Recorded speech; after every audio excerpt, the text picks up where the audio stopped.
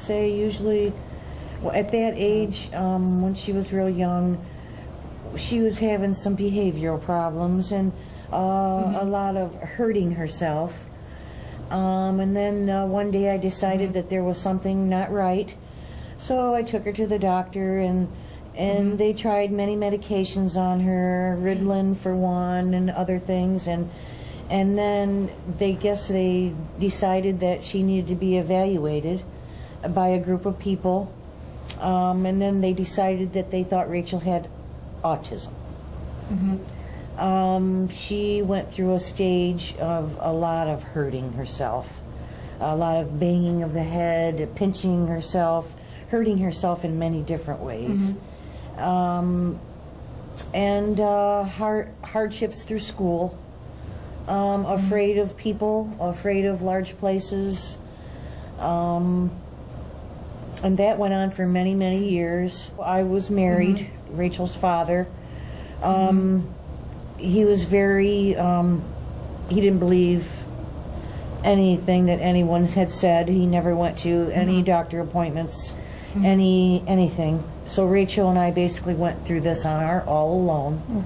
It was depressing. It was hard for me. Hard for Rachael because they put her through a lot of testings and things that would normally be okay for a child, but with Rachael it wasn't, because she had a lot of the touching issues where she didn't like to be touched at all, and so that was hard, a lot of screaming and crying and things.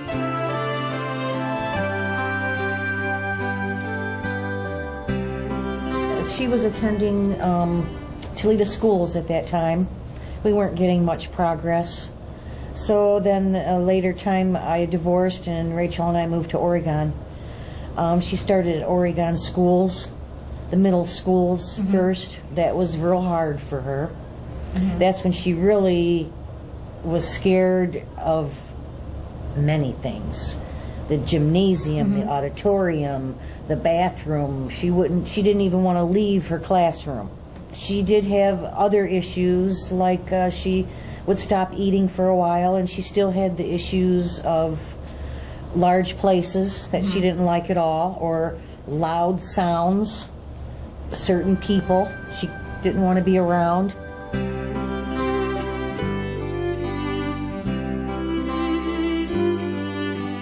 I met Rachael and Annette probably pretty soon in high school, maybe the second year of high school or so.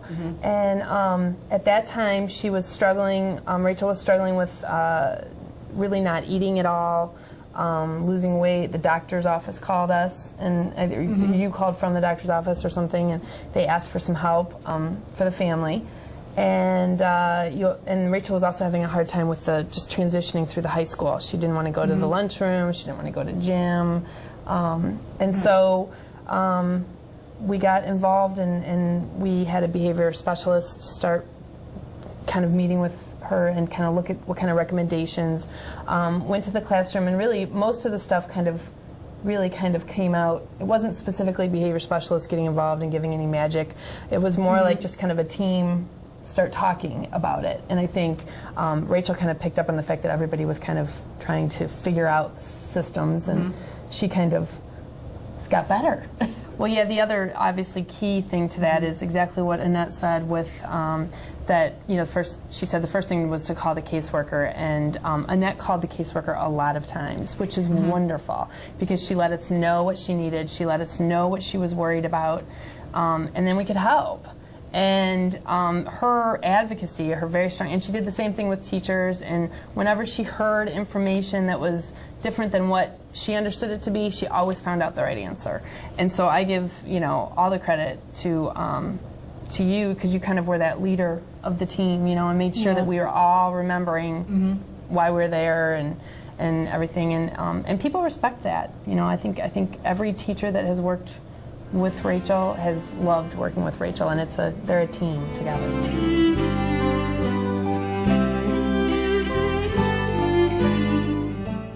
Then she went on to the high school, and many things changed.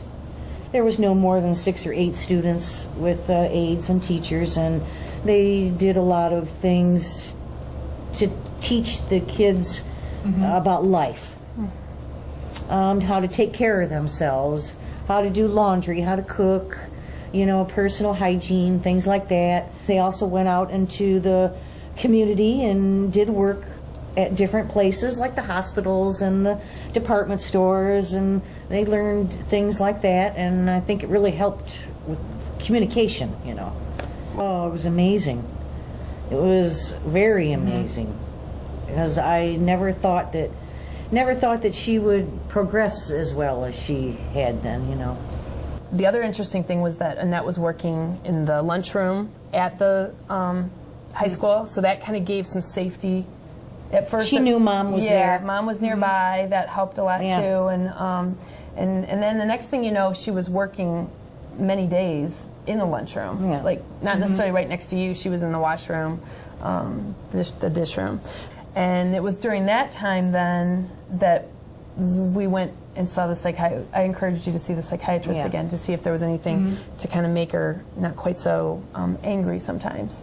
Well, they did decide to try a new medication with her, and Annette agreed with trying it out, and it was Annette was extremely dedicated in trying to figure out how to give it to her, because Rachael wouldn't just take medication. Annette would call me and say she would only let it touch her lips, and then she would put the cup down, and then she'd let her touch the lips and put the cup down, and everything. And it took it took you almost like 5 or 6 weeks to actually be able to get the full amount down. It's like a totally different person. Oh yeah, she's much calmer, she's more happy, and she's also become more verbal. Definitely. And I remember the story of me showing up at summer camp to see how she was doing, and from across the parking lot she greeted me and yelled, "Hi!" And that was the first time I ever got a real greeting. It was wonderful, and everybody noticed that kind of behavior. Yeah. She just was much more comfortable talking. We had a meeting where we invited her new worker from the Board of Developmental Disabilities, her new worker, Chris, and we call it a visioning meeting, where we got together, Rachael and a lot of extended family, and the people from the schools and people from the job sites, and we just kind of talked about what her strengths were, what her weaknesses, what we anticipated her challenges to be. At that point, we were all pretty sure that she was going to go to Bittersweet Farms full-time after graduation, and we were confident, and I kind of confidently was moving her on to the adult world. And then the very next day, after the visioning, Annette called and said that she loved the visioning, she loved the meeting, it was all wonderful, it was the best thing she'd ever done before, but that she thought I was going to be mad at her because after listening to what everybody had to say, she was afraid that maybe we needed to change plans and start getting her out in the community more and not just do Bittersweet. So, which was exactly what we all wanted to come out of the visioning, was to make sure that everything was being looked at and that we didn't make any assumptions. So Mr. Isabel, the new teacher, had a lot of really good ideas and really was very committed to getting the kids out into the community and do vocational training with them. And at first, Annette and I were very nervous about how much he was going to be pushing, maybe a little too much. But he actually ended up finding quite a few very successful jobs. They worked in the hospital out in the community a few days. They worked at the mayor's office. And it was Rachael and another 1 or 2 other students with one staff going out and kind of assisting and finding jobs. And she had a great last year of school, and actually ended up being offered a job at the mayor's office after graduation for part-time work. And then she's at Bittersweet Farms participating in their adult day programming, which is 3 days a week. And there she's found a niche kind of in the kitchen area. We live so far on the eastern end of Lucas County that we had problems finding a transportation company that would actually pick Rachael up every day and take her to Bittersweet Farms and then bring her home. When Annette and Chris, the adult staff, started looking for the amount of money, it wasn't feasible because of the distance.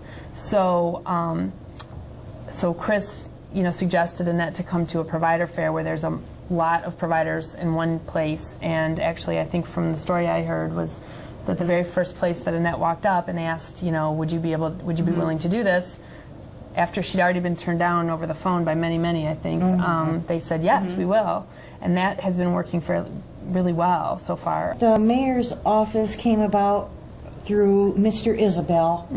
He's a very creative, determined guy, teacher at Clay High School. He wants each one of his students to leave the high school with a job.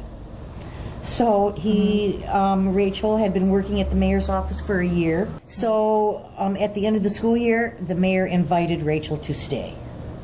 And now she is able to stay as long as they have work for her, 1 day a week. So that's been great. And actually now on her 5th day, which originally was going to be the mayor's office, but they did not have the work currently for her out there right now. So she's actually now going to work with her mom back at Clay High School and hanging out around the school, and that's the future plan, is we're trying to find out if there's any kind of paid work that she could get within the school setting because she's so comfortable there. Right now she is going 1 day a week on Wednesdays, and she just loves it. She wants to go every day. She misses school. She loves school. She loves being with her friends. She loves the teachers. She loves the environment, and she's very happy about that day.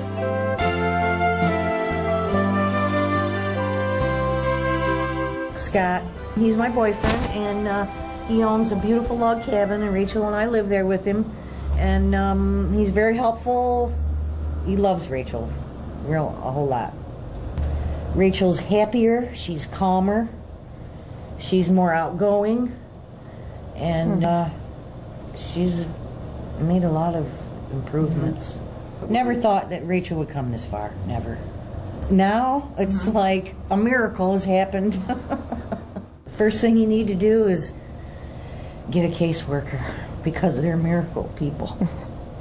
When I got to know Rachael, she was one of the first cases while I was a caseworker, and I felt like, wow, this family has just, I mean, you can't even get her to, walk from a classroom into the gym, and what it must be like for a single mom, and trying to get through that. And I remember talking to Annette a little bit about, far futures, and if something happened to her, and wanting her to fill out some paperwork to get on waiting list for Rachael living someplace else, and Annette being very, distraught and sad to think about that, and hesitant to do anything. And now, today, we were just talking about the idea of maybe having her spend the night away from home at, someplace, and that never would have happened. I mean, 4 years ago, I couldn't have even brought it up, let alone have somebody say, well, maybe that would work. And I'm not afraid anymore.